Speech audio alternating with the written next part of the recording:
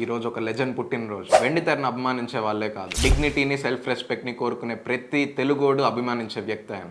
పుట్టుకతోనే పవర్తో పుట్టలేదు. ఈ రోజు చాలా మందికి ఆయనే పవర్. రాజవంశంలో పుట్టలేదు, కానీ ప్రజలు ఆయన రాజులు చేశారు. ఆ గొప్ప వ్యక్తి పేరు నందమూరి తారక రామారావు గారు. ఈ రోజు కూడా సినిమా హాల్స్ లో, అసెంబ్లీ హాల్స్ లో ప్రజల గుండెల్లో ఒక యుద్ధ ధ్వనిలా వినిపిస్తుంది ఈ పేరు. మంచితనంలో రాముడు, వెండి తెర పైన మనకు ఆయనే కృష్ణుడు, దానగుణంలో కర్ణుడు, అన్నిటికన్నా మించి ఆయన మనలో ఒకరు. ఈ రోజు ఆయన పుట్టినరోజు సందర్భంగా మేము ఒక క్వశ్చన్ అడగాలనుకున్నాం. వాట్ ఇఫ్ సీనియర్ ఎన్టీఆర్ గారు came back to life today?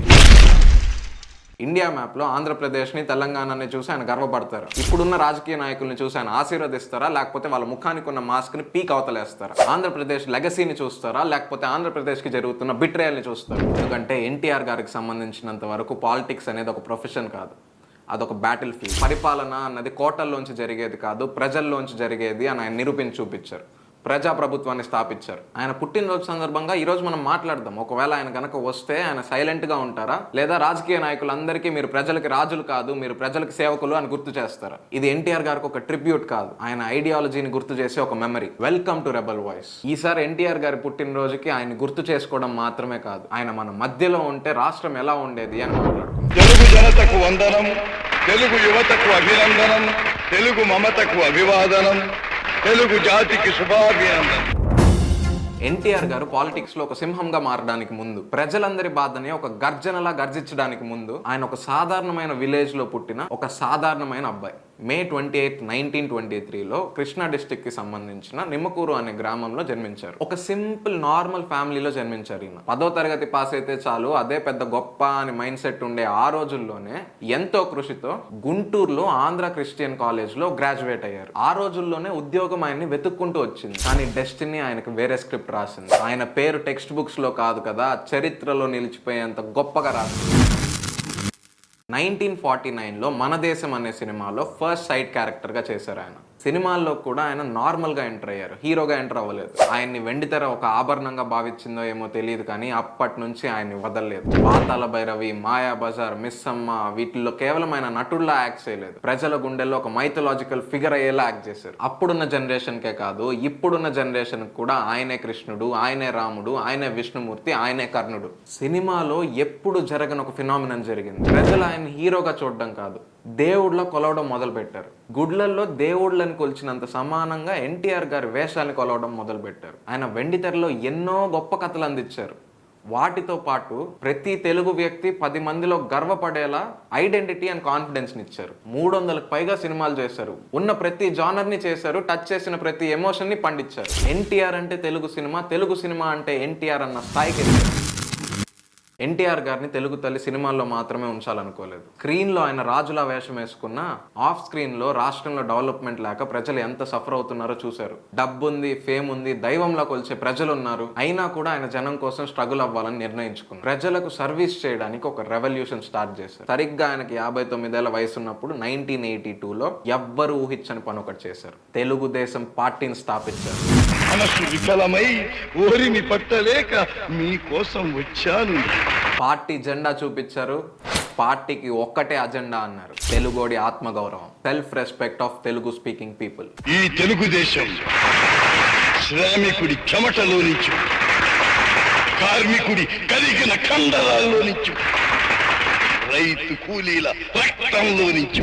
ఆయన చైతన్య రథం ఎక్కి ఉమ్మడి ఆంధ్రప్రదేశ్ మొత్తంలో 75,000 కిలోమీటర్స్ తిరిగారు. ప్రతి ఊరు తిరిగారు. ఇప్పటి రాజకీయ నాయకుల్లాగా ఎవడో ప్రిపేర్ చేసి ఇచ్చిన స్పీచ్లు కాదు, ఆయన గుండెలోంచి మాట్లాడారు. ఎటువంటి డబ్బు పంచకుండా, ఏ పార్టీ మిషనరీ వాడకుండా ప్రజల అభిమానానికి ఉన్న బలం ఏంటని చూపించారు. తెలుగుదేశం పార్టీ స్థాపించిన 9 నెలలకే 1983 ఎలక్షన్స్లో సీఎంలా గెలిచారు. కేవలం 9 నెలల్లోనే కాంగ్రెస్ అనే ఒక సునామీ నోడిచ్చి తెలుగోడి సత్తాని ఢిల్లీ వరకు చాటి చేశారు. నందమూరి తారక రామారావు నేను శాసనము ద్వారా స్థాపితమైన భారత సంవిధానము ఆంధ్రప్రదేశ్ పాలిటిక్స్ లోనే కాదు, మొత్తం ఇండియన్ పాలిటిక్స్ లో ఒక హిస్టరీ క్రియేట్ చేశారు. 2 రూపాయలకే కిలో బియ్యాన్ని ఇచ్చారు. డెవలప్మెంట్ అనేది రాష్ట్రంలో ప్రతి కార్నర్ కి చేరాలని చెప్పి మండల్ సిస్టమ్స్ ని స్థాపించారు. పూర్వీకుల ఆస్తి పైన ఆడవాళ్ళకి, మగవాళ్ళకి సమాన హక్కులు కల్పించారు. ఆయన అప్పుడు మొదలు పెట్టిన ఫ్రీ ఎడ్యుకేషన్, సబ్సిడైజ్ పవర్, ఇంకా కొన్ని వెల్ఫేర్ స్కీమ్స్ ని ఇప్పుడు రాజకీయ నాయకులు కూడా మేనిఫెస్టోల్లో వాడుతున్నారు. అండ్ అన్నిటికన్నా ముఖ్యంగా తెలుగోడికి ఒక సపరేట్ ఐడెంటిటీ తీసుకొచ్చారు. అప్పటి పొలిటికల్ గుంటనక్కలు ఆయన పాపులారిటీని చూసి తట్టుకోలేకపోయాయి. 1984లో ఎన్టీఆర్ హార్ట్ సర్జరీ కోసం అని చెప్పి విదేశాలకు వెళ్ళి రిటర్న్ అయ్యే గ్యాప్ లో ఆయన సొంత పార్టీ మనుషులే ఆయన పార్టీని హైజాక్ చేశారు. కాంగ్రెస్ ఇచ్చిన సపోర్ట్ తో నాదెళ్ల భాస్కర్ రావు గారు ఎన్టీఆర్ గారిని సీఎం కుర్చీ నుంచి దింపేయడానికి చూశారు. ఈ ఇన్సిడెంట్ డెమోక్రసీకి ఒక ఇన్సల్ట్. కానీ జనం ఊరుకుంటారా? ఎన్టీఆర్ గారి కోసం మార్చ్ చేశారు, ఫైట్ చేశారు, రెబల్ చేశారు, జస్టిస్ కావాలని డిమాండ్ చేశారు. ఓపెన్ హార్ట్ సర్జరీ, ఒక కాంప్లికేటెడ్ సర్జరీ అయిన తర్వాత కూడా ఎన్టీఆర్ గారు ఇండియాకి వచ్చి రెస్ట్ తీసుకోలేదు. గవర్నర్ ఆఫీస్కి వెళ్ళి తెలుగోడు తల వంచడు అని నిక్కచ్చిగా చెప్పారు. పవర్ అనేది ప్రజలు ఇవ్వాలి, ఢిల్లీ కోటల్లో కూర్చుంటే రాదు అని నిరూపించారు. ఎటువంటి మ్యానిపులేషన్ లేకుండా మాస్ గా సీఎం కుర్చీ మళ్ళీ ఎక్కారు. సినిమా నుంచి సీఎం కుర్చీ వరకు, చైతన్య రథం నుంచి గ్లోబల్ రికగ్నిషన్ వరకు, ఇప్పటి వరకు పాలిటిక్స్ కున్న డెఫినేషన్ మార్చేశారు ఎన్టీఆర్ గారు. కామన్ మ్యాన్ తలుచుకుంటే ఢిల్లీని కూడా క్వశ్చన్ చేయొచ్చు అనే పాఠం నేర్పించారు. ఎటువంటి భయం లేకుండా వరల్డ్ స్టేజ్ మీద తెలుగు మాట్లాడే ధైర్యాన్ని ఒక తెలుగుడికి తెచ్చిపెట్టారు.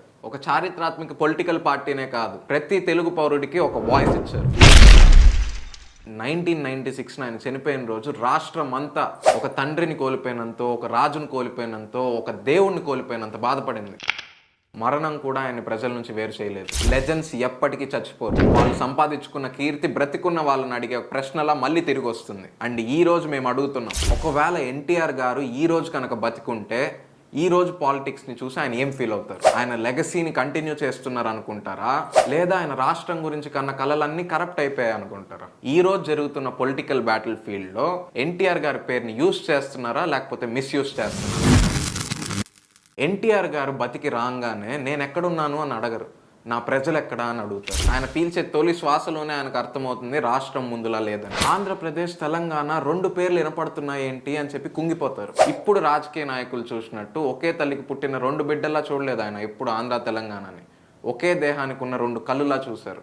ఆంధ్రాకి తెలంగాణకి మధ్య మనం గీసిన బార్డర్ని, ఆ బిట్టర్నెస్ని, ఆ బ్లేమ్ గేమ్ని చూసి ఖచ్చితంగా బాధపడతారు. తెలంగాణ ప్రజల బాధ ఎన్టీఆర్ గారికి అప్పుడే అర్థమైంది. కొన్ని డెకేడ్స్గా తెలంగాణ ప్రజల్ని నెగ్లెక్ట్ చేశారు పాలిటిక్స్లో. బ్యాక్వర్డ్ డిస్ట్రిక్ట్స్లో ఎన్నో డెవలప్మెంటల్ ప్రాజెక్ట్స్ అప్పట్లోనే స్టార్ట్ చేశారు. జస్టిస్ కోసం స్టార్ట్ చేసిన పోరాటాన్ని డివిజన్ అండ్ డిస్ట్రిబ్యూషన్లో ఎలా మార్చారా రాజకీయ నాయకులారా అని చెప్పి ఖచ్చితంగా అడుగుతారు. అమరావతి వెళ్ళి ఏంటి ఇంకా సగం రాసిన సెంటెన్స్ లాగా క్యాపిటల్ కన్స్ట్రక్షన్ ఇన్కంప్లీట్లో ఉంది అని బాధపడతారు. ఎన్టీఆర్ గారు సాడ్గా ఫీల్ అయ్యే మాత్రమే కాదు, ఆయన అప్రిషియేట్ చేసేవి కూడా చాలా ఉంటాయి. హైదరాబాద్లో ఐటీ బూమ్ని చూసి ఎంతో ఆనందిస్తారు. Infrastructure development, metros, global companies, youth start చేస్తున్న స్టార్టప్స్ని చూసి ఎంతో అడ్మైర్ చేస్తారు. రూరల్ ఆంధ్రప్రదేశ్లో ఆడపిల్లలు స్కూళ్ళకి వెళ్ళడం చూసి ఆనందిస్తారు. ఫార్మర్స్ చేతుల్లో కూడా స్మార్ట్ ఫోన్స్ చూసి హ్యాపీ ఫీల్ అవుతారు. ఆడవాళ్ళని కూడా ఇంజనీరింగ్ కాలేజెస్లో చూస్తారు. దళిత్ స్టూడెంట్స్ యూనివర్సిటీల వరకు చదవడం చూస్తారు. మిడిల్ క్లాస్ ఫ్యామిలీస్ అకౌంటబిలిటీని డిమాండ్ చేయడం చూసి చాలా ఆనందిస్తారు. అన్నిటికంటే ఎక్కువగా అమెరికా, ఆస్ట్రేలియా, ఆఫ్రికా ఇలాంటి దేశాల్లో తెలుగు మాట్లాడే వాళ్ళని చూసి గర్విస్తారు. ఈ ఆనందం అంతా ఆయన ఒక్క న్యూస్ పేపర్ తెరవంగానే చెదిరిపోతుంది. టీవీ ఆన్ చేస్తే పబ్లిక్ ఇష్యూస్ గురించి మాట్లాడాల్సిన అసెంబ్లీ హాల్స్ లో పర్సనల్ అటాక్స్ చేసుకుంటూ ఉంటారు పొలిటీషియన్స్. సోషల్ మీడియా ఓపెన్ చేస్తే డివిజన్, హేట్, ఎన్లెస్ బ్లేమింగ్ జరగడం చూసి ఆయన నవ్వు అలానే చెదిరిపోతుంది. నా ముఖాన్ని ఫ్లాగ్ మీద వాడుతున్నారు, నా పేర్లను ర్యాలీస్ లో అరుస్తున్నారు, అంతేగాని నా విజన్ ని మాత్రం మర్చిపోయారు అని క్వశ్చన్ చేస్తారు. డబ్బునే మోటివ్ గా పెట్టుకున్న పొలిటీషియన్స్ ని క్వశ్చన్ చేస్తారు. ఆవిరైపోతున్న పేదోడి కళల కోసం క్వశ్చన్ చేస్తారు. గవర్నమెంట్ స్కీమ్స్ వెనుకున్న బిజినెస్ డీల్స్ ని క్వశ్చన్ చేస్తారు. జాబ్స్ లేవని యూత్ అరుస్తుంటే మౌనంగా ఉన్న ప్రతి పొలిటీషియన్ ని క్వశ్చన్ చేస్తారు. అప్లిఫ్ట్మెంట్ పేరుతో రిజర్వేషన్ ని ఓట్ బ్యాంక్ లా వాడుకున్న పొలిటీషియన్ ని రాజీనామా చేపిస్తారు. లెజిస్లేటివ్ అసెంబ్లీస్ చూసి రియల్ డిబేట్స్ ఎక్కడా, రియల్ విజనరీస్ ఎక్కడా, రియల్ వారియర్స్ ఎక్కడా అని ఖచ్చితంగా అడుగుతారు. ప్రతి ఎమ్మెల్యేకి నువ్వు ప్రజాసేవకుడివి అని గుర్తు చేస్తారు. ఎన్టీఆర్ గారు పాలిటిక్స్ని ఎప్పుడు ఒక బిజినెస్లో చూడలేదు. నాయకులు కోటలు కట్టుకోవాలి అని ఆయన ఎప్పుడు నమ్మలేదు. ప్రజల్లో నమ్మకాన్ని కట్టాలి అని మాత్రమే నమ్మారు. ఆయన డైనాసిటీస్ని క్రియేట్ చేయలేదు, డిగ్నిటీని క్రియేట్ చేశారు. ఎప్పుడు ఓట్లను డిమాండ్ చేయలేదు, సెల్ఫ్ రెస్పెక్ట్ని డిమాండ్ చేశారు. ఒకవేళ ఆయన కనుక ఈరోజు నిజంగా మన మధ్యలోకి వస్తే ఇప్పుడు జరుగుతున్న రాజకీయాన్ని చూసి ఆయన క్రిటిక్ చేయడమో లేదా క్లాప్ కొట్టడమో చేయరు. ఆయన చైతన్య రథం ఎక్కి మళ్ళీ తెలుగు రాష్ట్రాలు మొత్తం తిరుగుతారు. జనం కోసం మళ్ళీ నిలబడతారు. And this is rebel voice. ఈ వీడియోని ఎన్టీఆర్ గారి పాస్ట్లా చెప్పాలనుకోలేదు, మన ఫ్యూచర్ కోసం ఒక క్వశ్చన్లా అడగాలనుకున్నాను. Can anyone truly carry NTR's legacy today?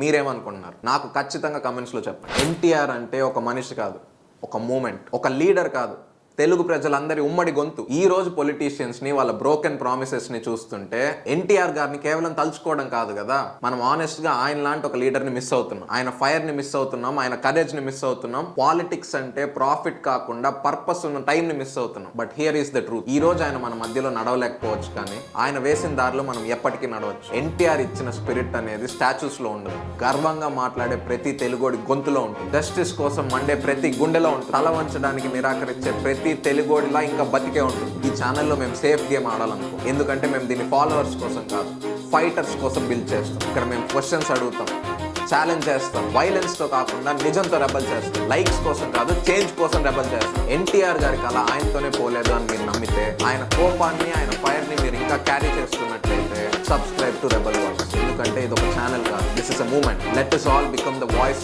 NTR dreamed of. Let's become the rebels this generation desperately needs. మా రెవల్యూషన్